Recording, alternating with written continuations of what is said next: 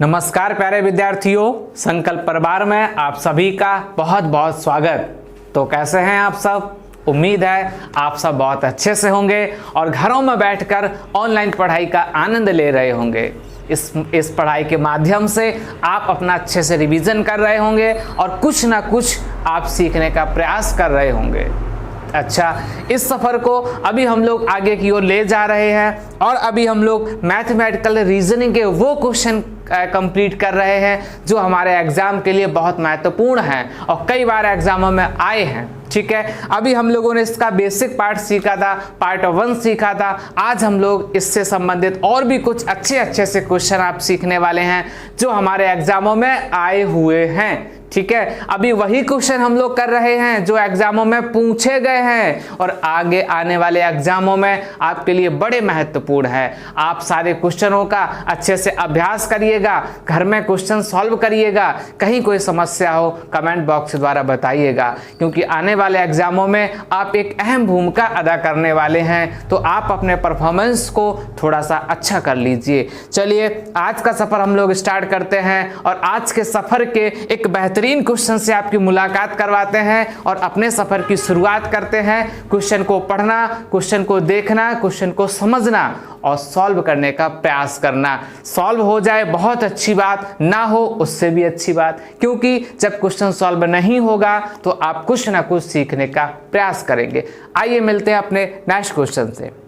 देखिएगा, क्वेश्चन आपके सामने है। बड़े आराम से क्वेश्चन को सभी लोग पढ़ रहे होंगे और एक बार क्वेश्चन को पढ़ लीजिए, सही ढंग से समझ लीजिए कैसा क्वेश्चन है। आज हम लोग वही क्वेश्चन करेंगे जो कहीं ना कहीं आपके एग्जाम में पूछे गए हैं और आने वाले एग्जामों में भी बड़े महत्वपूर्ण हैं। आइएगा देखते हैं क्वेश्चन को। कह रहा था कुछ संतरे 40 बच्चों के बीच बराबर बांटे गए हैं। बच्चों की संख्या बताई गई है, 40 बच्चे हैं और उनमें सभी बच्चों को इक्वल रोल पे संतरे बांटे गए हैं। यदि उसने यहाँ कंडीशन लगा दी, क्या यदि 20 बच्चे अधिक हों तो प्रत्येक बच्चे को 5 संतरे कम मिलते हैं, तो बताइए प्रारंभ में बांटे गए संतरों की संख्या कितनी थी। ये आपका क्वेश्चन है। देखिएगा, क्वेश्चन कहीं कुछ नहीं है, क्वेश्चन का छोटा सा बेसिक भाग आपको समझना है और बेसिक पार्ट आप समझेंगे आपका क्वेश्चन पूरा सॉल्व हो जाएगा। क्वेश्चन क्या है? क्वेश्चन ये था कि सबसे पहले क्या हुआ कि 40 बच्चे थे और हमें कुछ संतरे सबको बांटने थे। हुआ ये कि बाद में 20 बच्चे और आ गए। जब 20 बच्चे और आ गए तो संतरों की संख्या में हमने 5-5 की सबकी कटौती कर ली। 5 संतरे कम मिलते हैं, मतलब सबको 5-5 कम किए जिससे उन 20 को भी वो संतरे हो जाए। ठीक है ना? तो बस यही पूछ रहा था, बताइए प्रारंभ में कितने संतरे बांटे गए थे।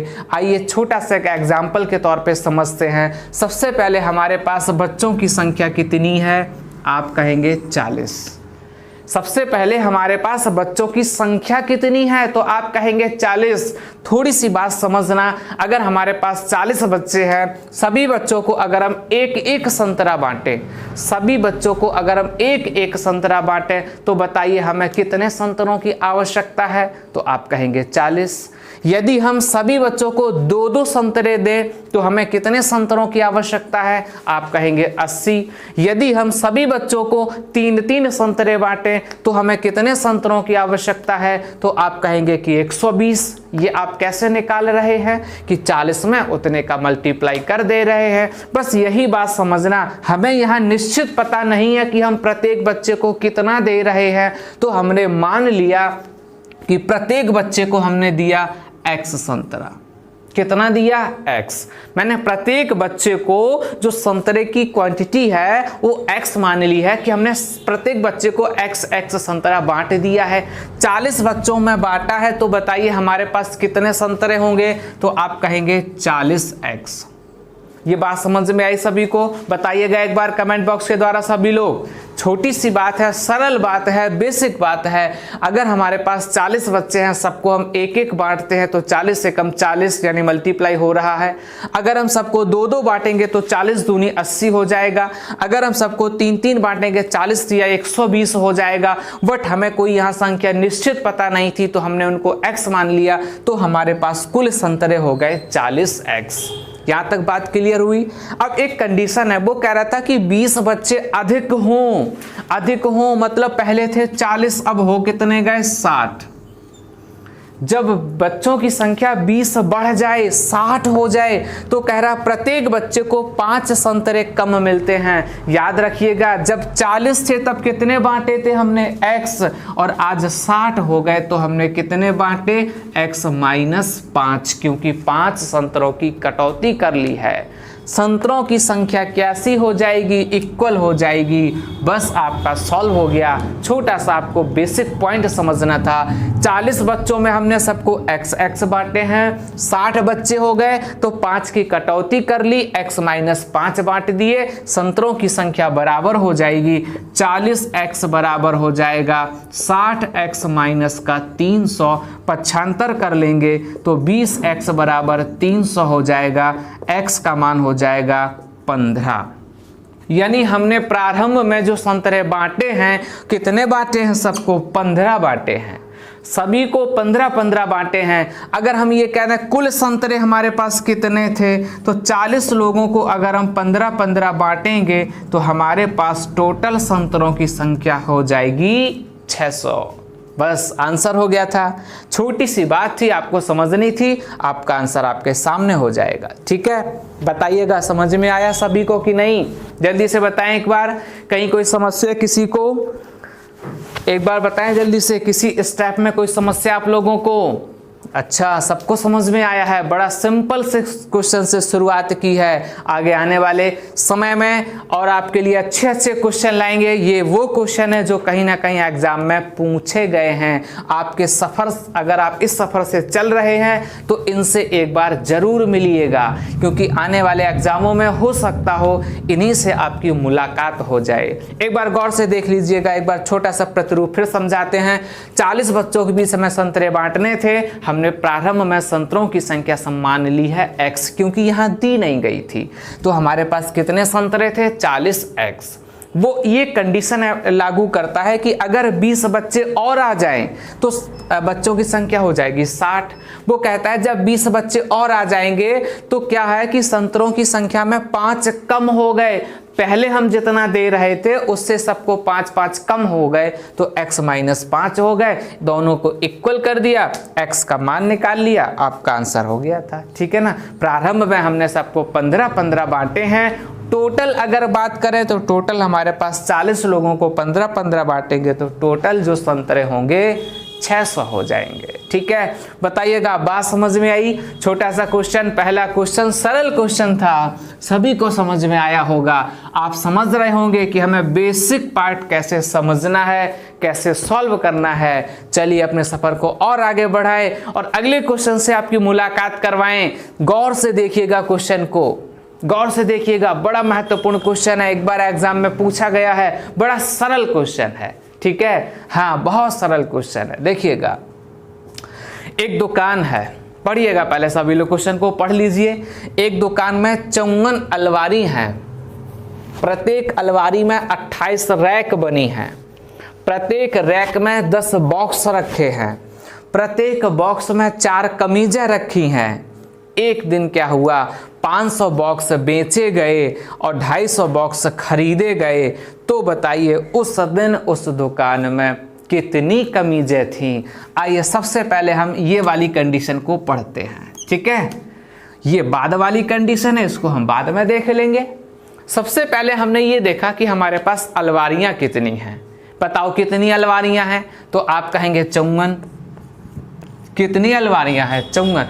वो ये कह रहा था प्रत्येक अलमारी में 28 रैक बनी हैं, प्रत्येक अलमारी में, मतलब एक अलमारी में 28 रैक बनी है। तो बताओ 54 में कितनी बनी होंगी, यानी क्रॉस हो जाएगा 54 28। ठीक है, 54 क्रॉस 28 हो जाएगा। ये तो रैकों की संख्या आ गई। कह रहा था प्रत्येक रैक में 10 बॉक्स रखे हैं। अच्छा, इसमें बॉक्स भी रखे हैं। अच्छा, बॉक्स रखे हैं तो कितने रखे थे? 10। प्रत्येक बॉक्स में 4 कमीजें रखी हैं। अभी कमीजें भी हैं तो हमने यहीं 4 का मल्टीप्लाई कर लिया। अगर इन सब का मल्टीप्लाई करेंगे, अगर इन सब का मल्टीप्लाई करेंगे तो ये क्या आएगा, तो ये हो जाएंगी कमीजों की संख्या। क्या हो जाएगी, कमीजों की संख्या। तो देखते हैं हम लोग इन सब का क्रॉस करते हैं कि एक दुकान में 54 अलमारी हैं और प्रत्येक अलमारी में 28 रैक बने हैं। प्रत्येक रैक में 10 बॉक्स रखे थे, प्रत्येक बॉक्स में 4 कमीजें रखी थी। तो हमने यहां से इनका क्रॉस कर लिया, जो क्रॉस होगा वो हो जाएगा 60,480। अब ये 60,480 क्या है भाई, तो ये है कमीजों की कुल संख्या। क्योंकि उसने कमीज पूछी थी तो हमने सबसे पहले क्या किया, कमीजों की संख्या निकाल ली। ये तब कमीजों की संख्या है जब ये परिवर्तन ना हुआ हो, ठीक है ना। जब दुकान में ये सारी चीजें पूरी भरी हुई रखी हुई थी तब हम कमीजों को काउंट करते हैं तो हमें मिलता है 60,480। अब एक समस्या हुई है, क्या करा, एक दिन 500 बॉक्स बेच दिए गए। अच्छा, 250 बॉक्स खरीदे गए। थोड़ा सा यही दिमाग लगाना कि 500 बॉक्स हम बेच देंगे, 500 बॉक्स बेच देंगे तो कम हो जाएंगे कि नहीं, कम हो जाएंगे। लेकिन हमने क्या किया, 250 खरीद भी लिए हैं। अच्छा, 500 बेचे थे, 250 खरीदे हैं, तो 250 तो और आ गए। इसका मतलब हमें हमारे जो दुकान में कमी हुई है वो कितने की हुई है, 250 बॉक्स की कमी हुई है। और एक बॉक्स में कितनी कमीजें रखी रहती हैं, तो प्रत्येक बॉक्स में 4 कमीजें हैं। इसका मतलब 250 में कितनी कमीजें हो जाएंगी, तो आप कहेंगे 1000। कितनी हो जाएंगी, 1000। तो कुल मिलाकर क्या हुआ, आज पहले दुकान में इतनी कमीजें थी, लेकिन ये सिस्टम होने के बाद 1000 कमीजें कम हो गई। अरे जब 1000 कम हो गई तो माइनस कर देंगे, आंसर हो जाएगा 59,480। खैर बिल्कुल सही आंसर आया। आप में से कई सारे विद्यार्थियों ने बताने का प्रयास किया और ऐसे ही नहीं, उन सभी का आंसर बिल्कुल सही आया। इस क्वेश्चन में कहीं कुछ नहीं था, बस कैलकुलेशन थी। वो ये देख रहा था कि आप कितने अच्छे से कैलकुलेशन को कर पा रहे हैं, क्वेश्चन को कितने अच्छे से समझ रहे हैं। ठीक है, इस तरह का एक छोटा सा क्वेश्चन ये रखा था। ये भी आपके एग्जाम का क्वेश्चन था। एक बार और देख लीजिए, दुकान में सबसे पहले 54 अलमारी बताई थी, प्रत्येक अलमारी में 28 रैक बने थे, प्रत्येक रैक में 10 बॉक्स रखे थे, प्रत्येक बॉक्स में 4 कमीजें रखी थी। तो हमने इन सबको अगर मल्टीप्लाई किया तो टोटल कमीजों की जो संख्या आई है वो 60,480 आई है। इसके बाद क्या हुआ, 500 बॉक्स बेच दिए गए, 250 बॉक्स खरीद लिए गए। इसका मतलब हमारी दुकान में से 250 बॉक्स की कमी हुई है, और 250 बॉक्स की कमी हुई है। एक बॉक्स में 4 कमीजें थी, इसका मतलब हमारी दुकान में 1000 कमीजों की कमी हुई है। पहले थी 60,480, 1000 कम कर देंगे। इसका मतलब आज हमारी दुकान में प्रेजेंट में 59,480 कमीजें थी। बस यही आपसे पूछा था। ठीक है, बताइएगा क्वेश्चन का बेसिक रूल समझ में आया सभी को कि नहीं, कहीं कोई समस्या आप में से किसी को, बताइएगा। ये भी एक सिंपल सा क्वेश्चन था, महत्वपूर्ण क्वेश्चन था, आप सभी को ये समझ में आया होगा। चलिए अपने क्रम को और आगे बढ़ाएं, इसी तरह क्वेश्चन को समझें। ठीक है, क्योंकि क्वेश्चन मैथमेटिकल रीजनिंग में पता नहीं कहां से बना दे, कैसी लैंग्वेज कर दे, तो आप उसके छोटे से बेसिक रूप को समझें और छोटा सा प्रयास करें लगाने का। आइए मिलते हैं नेक्स्ट क्वेश्चन से, मिलिएगा। बड़ा अच्छा क्वेश्चन है ये भी, कई बार ये भी एग्जाम में आया है, और आया ही नहीं है, कई सारे विद्यार्थियों ने इसका आंसर गलत बताया है। गौर करिएगा, आप पहले लगाने का प्रयास करिएगा। ठीक है, फिर हम देखते हैं कि आप में से कितने सारे विद्यार्थियों का आंसर सही आ रहा है और कितने लोगों का आंसर गलत हो रहा है। गौर करिएगा जल्दी से, बड़ा अच्छा क्वेश्चन है ये भी।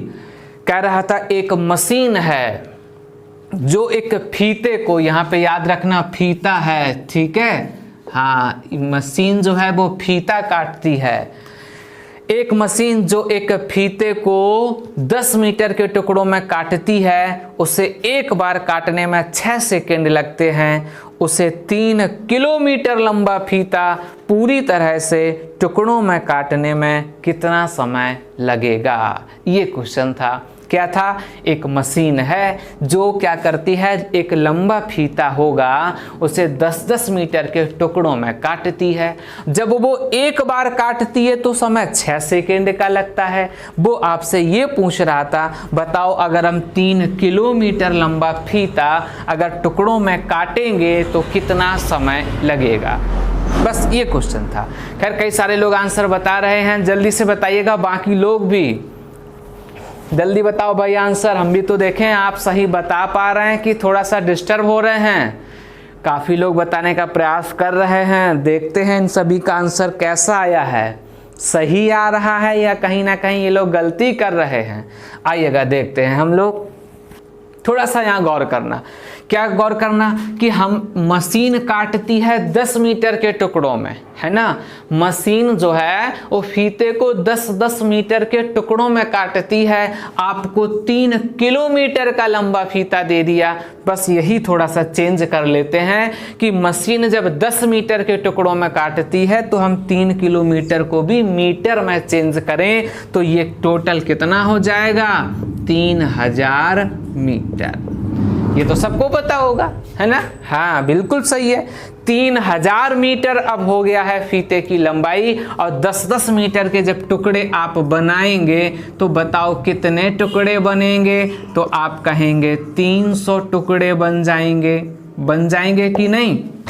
बनेंगे, क्योंकि 10-10 मीटर के टुकड़ों में काटती है। एक टुकड़े की लंबाई 10 मीटर की होगी। टोटल फीता कितने मीटर का था, तो आप कहेंगे 3000 मीटर का। एक टुकड़े की लंबाई 10 मीटर है तो टोटल टुकड़े कितने हो जाएंगे, 300 टुकड़े। अच्छा गलती कहाँ होती है? गलती अब होती है क्या कि हम लोग क्या करते हैं, हम लोग ऐसा सोच लेते हैं कि एक टुकड़ा काटने में समय 6 सेकंड का लगता है। एक टुकड़ा काटने में समय 6 सेकंड का लगता है तो 300 टुकड़े काटने में हम लोग 1800 सेकंड समझ लेते हैं और एग्जाम में इसको टिक लगा देते हैं। एग्जाम में हमेशा ऑप्शन दिया जाता है 1800 सेकेंड।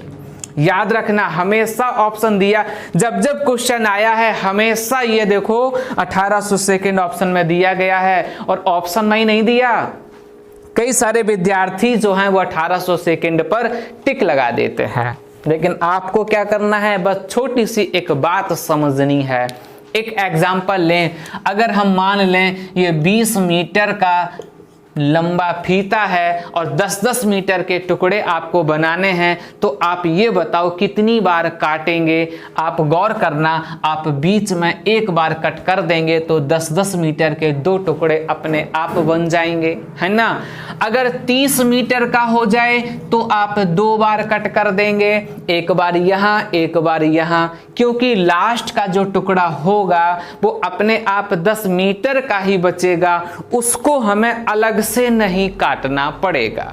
यहां पे हम लोगों ने क्या किया है, 300 टुकड़े को काटा है, लेकिन लास्ट वाले टुकड़े को हम लोग कभी काटते नहीं है क्योंकि वो शेष 10 मीटर का ही बचता है। जब वो शेष 10 मीटर का ही बचता है तो बस उसी का टाइमिंग हमें इसमें से कम करना है। एक टुकड़े का टाइमिंग 6 सेकेंड है, इसका कम कर देंगे तो सही आंसर हो जाएगा 1794 सेकेंड। बिल्कुल सही आंसर आया। आप में से कई सारे विद्यार्थियों ने बताया, उन सभी का आंसर बिल्कुल सही आया। क्या हो जाएगा, बस छोटी सी बात, यहाँ तक तो हम सब लोग बड़े आराम से समझ लेते हैं 1800 सेकेंड हो जाएगा। लेकिन गौर करने वाली बात तो ये थी कि जब कभी मशीन फीते काटती है तो लास्ट का जो टुकड़ा बचता है, लास्ट का जो टुकड़ा बचता है उसे मशीन अलग से नहीं काटती है, वो शेष 10 मीटर का ही बचा है। इसका मतलब उसका टाइमिंग नहीं जुड़ता है, तो उसी एक टुकड़े का टाइमिंग हमने कम कर दिया, 1794 हो जाएगा। ठीक है, या आप 299 टुकड़े कर सकते थे, 299 में 6 का क्रॉस करेंगे तो भी आपका 1794 सेकेंड हो जाएगा। बड़ा अच्छा क्वेश्चन था, सभी को समझ में आया होगा। बताइएगा एक बार, समझ में आया सभी को कि नहीं? अच्छे क्वेश्चन है, एग्जाम के क्वेश्चन है, और वो क्वेश्चन है जो हम लोग एग्जाम में गलतियां कर देते हैं। अब उम्मीद है कि आप कभी एग्जाम दे रहे होंगे और आपकी मुलाकात कभी इन क्वेश्चनों से हो जाए तो मुझे पूरा भरोसा है कि आप कभी क्वेश्चन को गलत नहीं करेंगे, समझ के बिल्कुल सही करेंगे। बताइएगा क्या मैं सही समझ रहा हूं? नहीं फिर आप गलत करें, बताइएगा सभी लोग। भरोसा कर लें आप सब पर, क्योंकि आप कुछ न कुछ सीखने का प्रयास कर रहे हैं और उम्मीद है इस सफर को आप निरंतर आगे की ओर बढ़ाएंगे और बहुत कुछ सीखेंगे और घर में थोड़ा सा अभ्यास भी करेंगे। ठीक है, चलिए इसी क्रम को और आगे बढ़ाएं और अगले क्वेश्चन से आपकी मुलाकात करवाएं। मिलिएगा, बड़ा सिंपल क्वेश्चन, बहुत सरल क्वेश्चन है। जैसा कि हम लोग कहते हैं ना कि टॉपिक के नाम में ही दो शब्द आए हैं, मैथमेटिकल रीजनिंग, है ना। मैथ का भी नाम आया है, रीजनिंग का भी नाम आया है, तो ये वो टॉपिक है जिसमें मैथ का भी यूज होगा, रीजनिंग का भी यूज होगा। और आप बड़े मैथ और रीजनिंग में बड़े होशियार हैं, ऐसा मुझे कुछ महसूस होता है। तो बताइएगा कि क्वेश्चन का आंसर क्या हो जाएगा। बहुत सरल क्वेश्चन है आपके सामने, सभी लोग गौर करिएगा। बहुत सरल क्वेश्चन है आपके सामने, गौर करिएगा और मुझे आंसर बताइएगा क्या हो जाएगा इसका आंसर। बताइएगा सभी लोग, क्या है क्वेश्चन, पढ़ें, जल्दी से बताएं। बहुत सिंपल क्वेश्चन था। एक ईंट का भट्टा है जिसमें कुल कितनी ईंटें हैं? 100 ईंटें बताई गई हैं, टोटल 100 ईंटें हैं। ठीक है, तापन प्रक्रिया में 1/4 के 2 टुकड़े हो गए। कितने? 1/4 के, और 1/5 के 3 टुकड़े हो गए।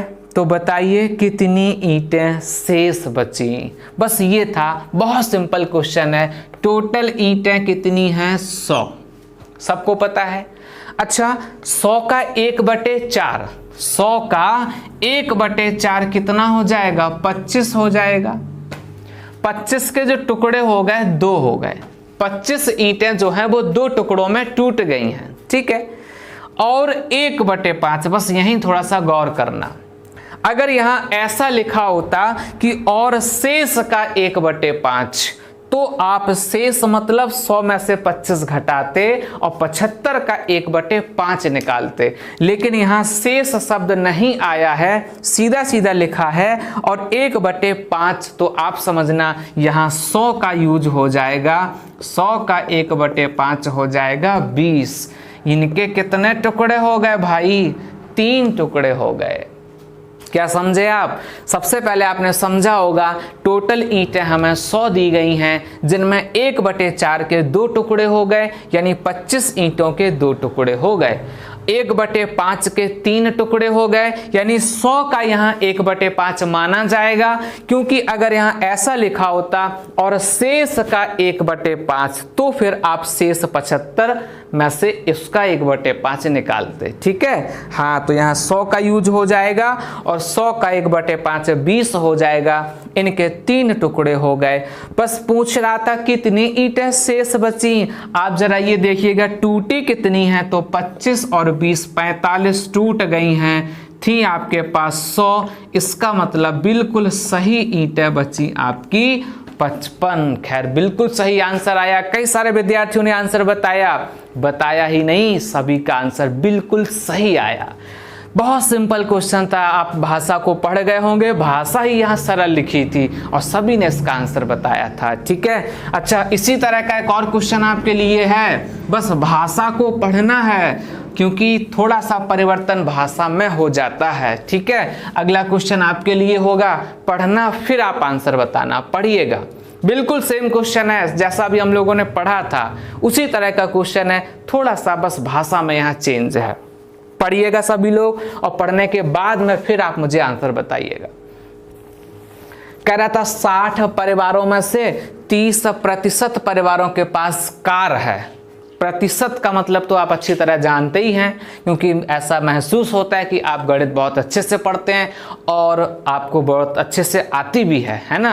प्रतिशत का यूज हो रहा है। 60 टोटल परिवार हैं, जिनमें 30% परिवारों के पास कार है। ध्यान देना, क्या लिखा है? शेष परिवारों के। यहां शब्द आया है शेष, जबकि पिछले वाले क्वेश्चन में शब्द नहीं आया था। बस ये परिवर्तन था।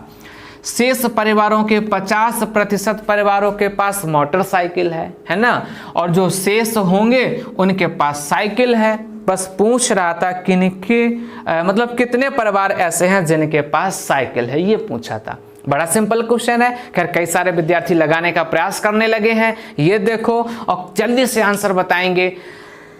चलिए का पहले समझ भी लेते हैं। टोटल परिवार कितने थे? 60, सबको पता है। अब इसमें 30% निकाल लेते हैं, वो कार वाले हो जाएंगे। तो 60 का जब हम 30% निकालेंगे कितना हो जाएगा? 18 हो जाएगा। यानी 18 परिवार ऐसे हैं जिनके पास कार है। सबको पता होगा 60 का 30% निकालना था और 60 का 30% 18 हो जाएगा। यानी 18 परिवार ऐसे हैं जिनके पास कार है। अब उसने क्या लगा दिया था? शेष, है ना। टोटल थे 60 और 60 में से जब 18 कम कर देंगे कितने हो जाएंगे? 42। अब 42 का 50% काउंट किया जाएगा और 42 का जब आप 50% निकालेंगे तो ये कितना हो जाएगा? सीधा सीधा कट जाएगा 2 और ये 21, मतलब 21 हो जाएगा। 21 परिवार ऐसे हैं जिनके पास मोटरसाइकिल है। 18 परिवार ऐसे थे जिनके पास कार है। शेष बचे 42, 42 का 50% यानी 21 हो जाएगा। उन परिवारों के पास मोटरसाइकिल है। अब जो शेष बचेंगे उनके पास साइकिल है। तो लोग बचे कितने हैं? जब 42 थे, 42 में 21 के पास मोटरसाइकिल है तो 21 ही फिर बचेंगे। इसका मतलब कितने परिवार ऐसे हैं? 21 परिवार ऐसे हैं जिनके पास साइकिल है। ठीक है, क्योंकि 42 में से जब हम 21 घटाएंगे तो आंसर जो है वो 21 ही बचेगा। बहुत सिंपल क्वेश्चन था। खैर कई सारे विद्यार्थियों ने आंसर बताया। बहुत सरल सरल से क्वेश्चन हम लोग अभी कर रहे हैं, क्योंकि ये वो क्वेश्चन है जो आपका कहीं ना कहीं कॉन्फिडेंस बढ़ाएंगे। ठीक है, और आप अपनी कैलकुलेशन का रिवीजन करेंगे। आप अपने बेसिक कॉन्सेप्ट को एक बार फिर से दोबारा से आप उसका रिवीजन करेंगे, अच्छे से समझेंगे कि हाँ ऐसा भी होता है। इसके बाद कुछ अच्छे से क्वेश्चन आपको बताएंगे। ठीक है, वो क्वेश्चन भी आपको बताएंगे जो क्वेश्चन आपके लिए बड़े उलझाऊ हो जाएंगे। लेकिन उससे पहले हम लोग कुछ सरल क्वेश्चन कर लेते हैं। ठीक है, इसके बाद तो बताइए सभी लोग तैयार हैं कि नहीं? यहां तक बात समझ में आई सभी को? सिंपल क्वेश्चन था, ज्यादा समय नहीं ले रहा हूं। ठीक है, कोई बात कहीं अगर समझ में ना आई हो उसको आप पर्सनली पूछ सकते हो कमेंट बॉक्स के द्वारा। चलिएगा और अपने सफर को आगे बढ़ाएं, अगले क्वेश्चन से आपकी मुलाकात करवाएं। ये सारे क्वेश्चन जो हम लोग पढ़ रहे हैं ये एग्जाम में आए हुए क्वेश्चन हैं और आपके एग्जाम के लिए बड़े महत्वपूर्ण क्वेश्चन हैं। मिलिएगा आप अपने नेक्स्ट क्वेश्चन से और उसको पढ़िएगा, बताने का प्रयास करिएगा। बड़ा सरल क्वेश्चन, बहुत सरल क्वेश्चन है ये भी आपके लिए।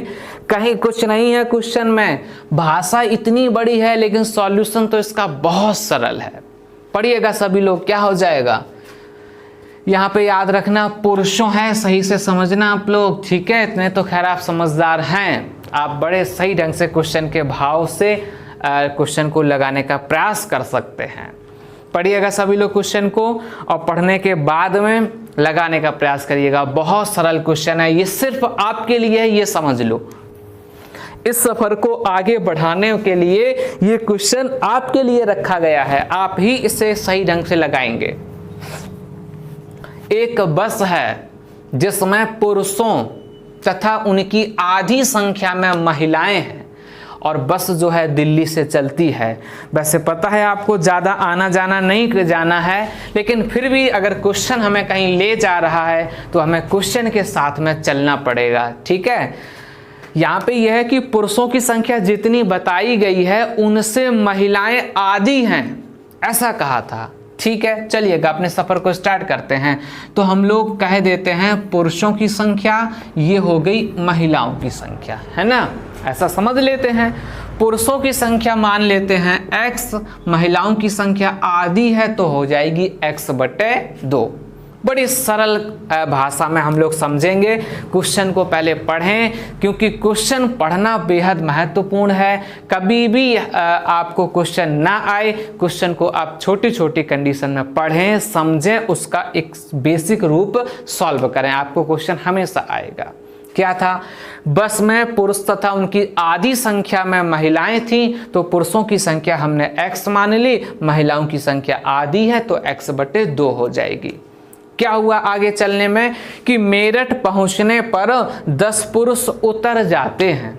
अच्छा, बस में से 10 पुरुष उतर गए, बात समझना, बड़ी अच्छी बात है। अच्छा, अगर आप कभी बस में बैठेंगे, ठीक है, जब यात्रियों की संख्या काउंट की जाएगी तब आपको काउंट किया जाएगा। मान लो आप अगले स्टॉप पे अगर उतर जाते हैं तो यात्रियों की संख्या में कमी होगी कि वृद्धि हो जाएगी?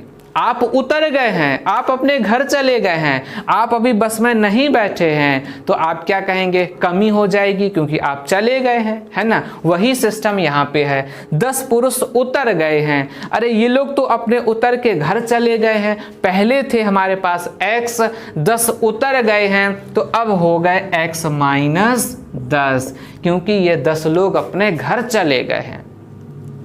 5 महिलाएं सवार हो जाती हैं, मतलब महिलाएं और आई हैं। अच्छा, तो महिलाओं की संख्या में वृद्धि हो जाएगी क्योंकि आई हैं, एक्स्ट्रा थी हमारे पास x/2, 5 और आ गई, हो गई कितनी? x/2 plus 5। बात समझ में आई सभी को? कहता है अब बस में पुरुष तथा महिलाओं की संख्या बराबर है। लो, हो गया क्वेश्चन, बराबर है तो आप भी कर दो बराबर, पूरा क्वेश्चन सॉल्व हो गया। कह रहा था बताइए प्रारंभ में कितने यात्री थे? थोड़ा सा हम लोग यहाँ कैलकुलेट कर लेते हैं। x में से x/2 को माइनस करते हैं, ये वहां ले जाएंगे तो 15 हो जाएगा। ये x/2 का मान 15 है तो x का मान कितना हो जाएगा? 30 हो जाएगा। गौर करना यहाँ भी, जल्दी से हम लोग x का मान 30 निकाल के ऑप्शन 30 पे टिक लगा देते हैं, लेकिन उसने ये नहीं पूछा था कि x का मान बताओ, क्योंकि हमने x माना था पुरुषों को, पुरुष हो गए 30, महिलाओं की संख्या आधी है तो महिलाएं हो जाएंगी 15। उसने क्या पूछा है? यात्री पूछा था। और याद रखना, यात्री में पुरुष और महिला दोनों काउंट होते हैं, इसका मतलब टोटल जो यात्री हो गए वो 45 हो गए। 30 और 15 45 हो जाएंगे। ठीक है, बिल्कुल सिंपल क्वेश्चन था, सरल क्वेश्चन था और एक महत्वपूर्ण क्वेश्चन था। एक बार और देख लो, पुरुष तथा उनकी आधी संख्या के बराबर महिलाएं थीं, तो हमने क्या किया? पुरुष को x मान लिया, संख्या महिलाओं की आधी थी तो x/2 हो जाएगी। इसके बाद में क्या हुआ? 10 पुरुष उतर गए, माइनस हो गए, 5 महिलाएं आई हैं, प्लस हो गई, संख्या बराबर है, हमने भी कर दी, बस सॉल्व कर लिया, x का मान 30 निकाल लिया। अच्छा, x का मान जब 30 निकाला है तो पुरुषों की संख्या तो 30 हो गई, महिलाएं आधी थी तो 15 हो गई। उसने हमसे यात्री का विवरण पूछा था, यात्री में पुरुष और महिला दोनों काउंट होते हैं, दोनों को हमने जोड़ लिया, 45 हो जाएगा। ठीक है, यात्रियों की संख्या 45 हो जाएगी। सारी बातें आप समझ गए होंगे, और अगर ये सारी बातें समझ में आई हों आपको तो आप तैयार हो जाओ, अगला क्वेश्चन आपके लिए। इसी पैटर्न का हम लोग भी आज बस को अपने सफर को आगे की ओर बढ़ाएं। आज हम लोग कंडक्टर बनने का प्रयास करते हैं, सवारियों को काउंट करते हैं, पुरुष महिलाओं की यात्रा लेके चलते हैं, लेकिन याद रहे आप ये देखें कि आप क्या सही काम कर रहे हैं या फिर कहीं कोई समस्याग्रस्त हो रहे हैं। तो आइएगा अगले क्वेश्चन से मिलवाते हैं, बिल्कुल इसी पैटर्न का है, आ गया है आपके सामने। पढ़ो, ये सिर्फ आपके लिए है, मुझे पूरा भरोसा है कई सारे विद्यार्थी इस क्वेश्चन में डिफीट खा जाते हैं। आप भी अपने पहचान करिएगा, क्वेश्चन की पहचान करें, आप जरा देखें क्वेश्चन को, पढ़ें, एक बार लगाएं जरूर। अच्छा क्वेश्चन है, आपके सफ़र के लिए बहुत अच्छा क्वेश्चन है, गौर करिएगा, बड़ा अच्छा क्वेश्चन है, इसी तरह का है जिस प्रकार से अभी हम लोग सॉल्व कर रहे थे। ठीक है, हाँ, मुझे पूरा पता है आप इससे सॉल्व करेंगे, कैलकुलेशन करेंगे तो कहीं ना कहीं आप इसमें उलझ जाएंगे, क्योंकि मैंने देखा है जब जब ये क्वेश्चन आप लोगों के सामने आया है तो कम से कम 70% विद्यार्थी ऐसे हुए हैं जो इस क्वेश्चन में डिफीट खाए हैं। आप पहचान करिएगा, आप क्या उनमें से हैं कि या शेष बचे विद्यार्थी उनमें से हैं, क्योंकि इसी पैटर्न का क्वेश्चन अभी मैंने करवाया था, बस थोड़ा सा इसमें भाषा में चेंजमेंट है। पढ़िएगा, क्वेश्चन को सॉल्व करने का प्रयास करिएगा, सभी लोग जल्दी से सॉल्व करिएगा, आपके लिए क्वेश्चन है और मुझे जल्दी से आंसर बताइएगा। बहुत अच्छा क्वेश्चन है, ये देखो सभी लोग सॉल्व करने का प्रयास कर रहे हैं, जल्दी से सॉल्व करिएगा भाई, इतना समय नहीं लगना चाहिए।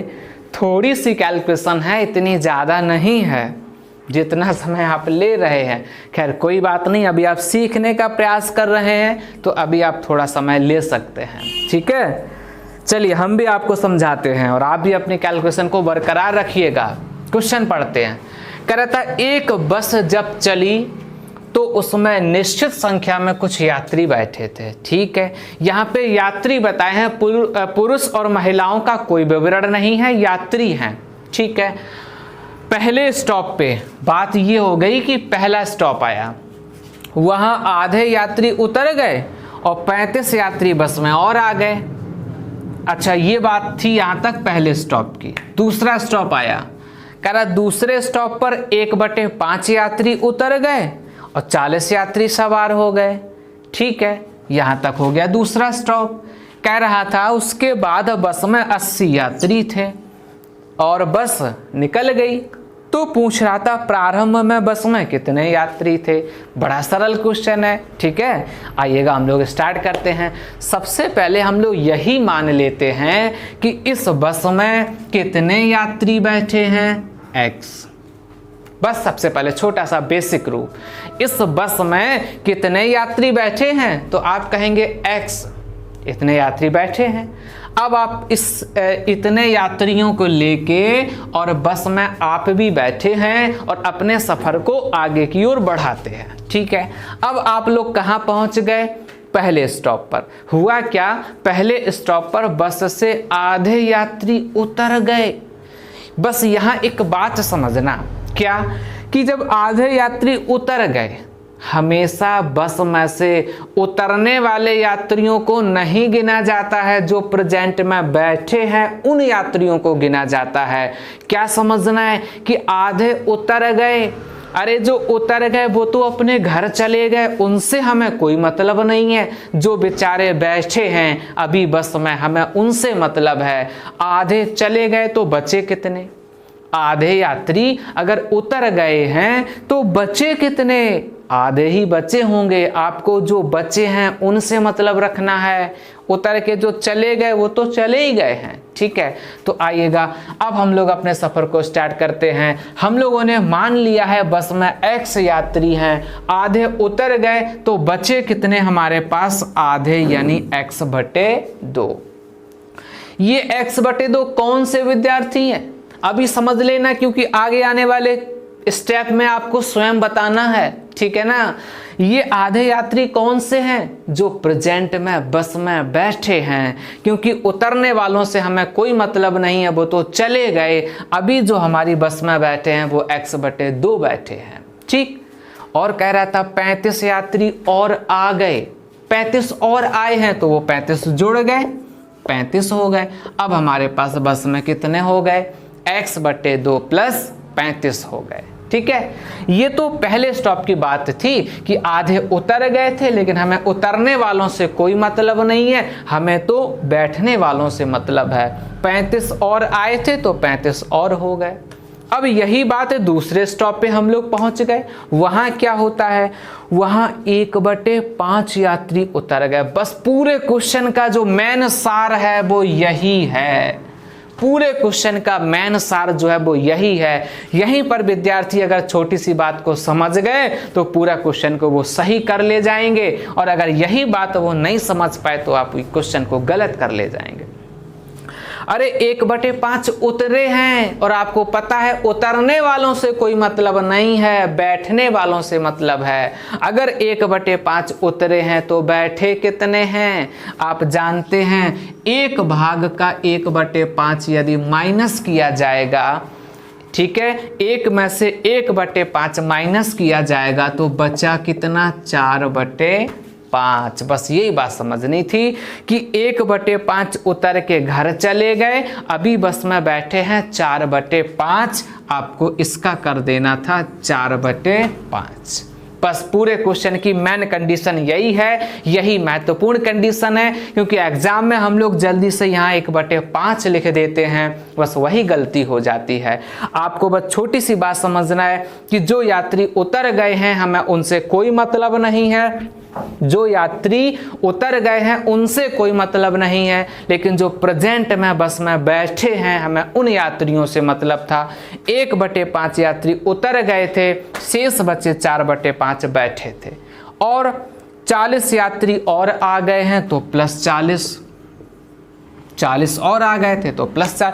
ये पहले स्टॉप की घटना हो गई और ये आगे दूसरे स्टॉप की घटना हो गई।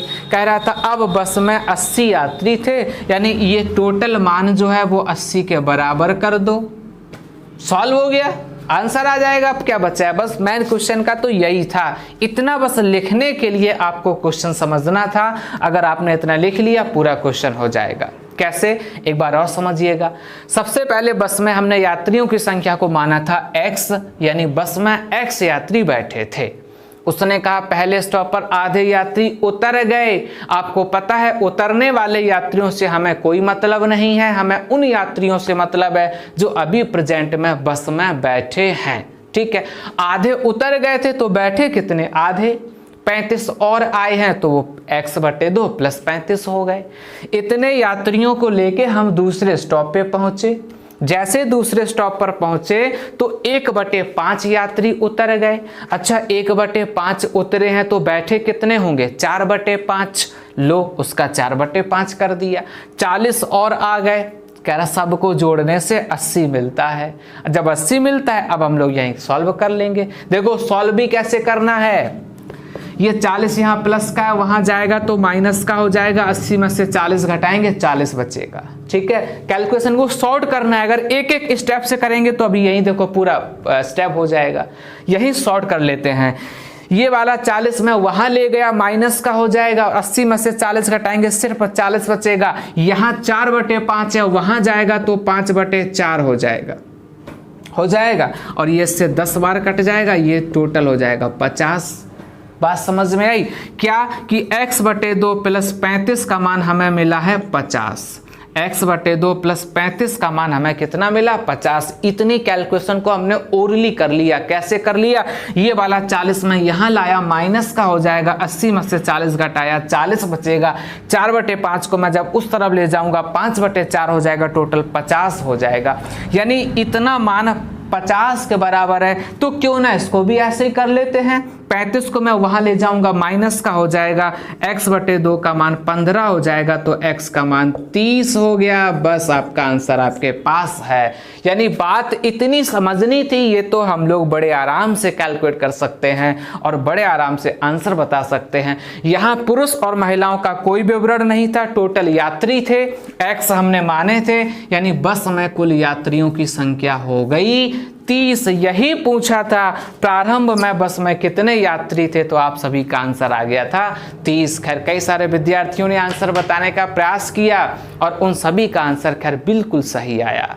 तो आपने देखा कि अभी हम लोग ऐसे ऐसे क्वेश्चन कर रहे हैं, वो क्वेश्चन कर रहे हैं जिसमें कहीं ना कहीं हम सभी लोग कंफ्यूज हो जाते हैं। ठीक है, भाषा में कंफ्यूज हो जाएंगे, कैलकुलेशन में कंफ्यूज हो जाएंगे, किसी न किसी स्टेप में कंफ्यूज हो जाते हैं। अभी हम लोगों ने इस तरह के क्वेश्चन किए थे। इससे पहले हमने इसी टॉपिक का पार्ट 1 भी आपको दिया था, जिसमें भी काफ़ी इंपॉर्टेंट क्वेश्चन थे, उसमें भी सही अच्छे ढंग से आपको बताया था। तो जिन विद्यार्थियों ने वो ना देख पाया हो किसी कारणवश, वो उसका पार्ट 1 भी देख ले। दोनों ये जितने भी क्वेश्चन आपको करवा रहा हूँ, आप इसका घर में दोबारा से अभ्यास करें। ठीक है, जिससे सारे क्वेश्चनों के प्रोसेस तैयार होंगे और विदाउट सॉल्यूशन देखे आप क्वेश्चन को लगाएं, समझें। फिर भी अगर कोई समस्या हो तो आप मुझे कमेंट बॉक्स के द्वारा बताएं। ठीक है, अपने सफ़र को आगे बरकरार रखेंगे। और ऐसा लगता है आज का सफ़र हम लोगों का यहीं समाप्त होगा और आगे आपको फिर मिलेंगे इसी टॉपिक में एक अच्छे से क्वेश्चनों के साथ। और तब तक आप क्वेश्चनों का अच्छे से अभ्यास करते रहिएगा। और हाँ, यदि आप यहाँ नए हैं, नए विजिट कर रहे हैं, तो आप अपने चैनल को सब्सक्राइब कर लीजिए, पास में बेल आइकन प्रेस कर लीजिए, जिससे आने वाली क्लासों का सही समय पर आपको घर बैठे आनंद मिल सके। और यदि सब्सक्राइब कर चुके हैं तो बड़ी महत्वपूर्ण बात, आपको सारी बातें समझ में आई हों तो आप अपनी क्लास को लाइक करिएगा, ज़्यादा से ज़्यादा शेयर करिएगा। चलिए अपने सफ़र को यहीं समाप्त करते हैं, फिर मिलते हैं आपको अगली क्लास में इसी उत्साह और आनंद के साथ। तब तक के लिए आप सभी विद्यार्थियों का बहुत बहुत धन्यवाद।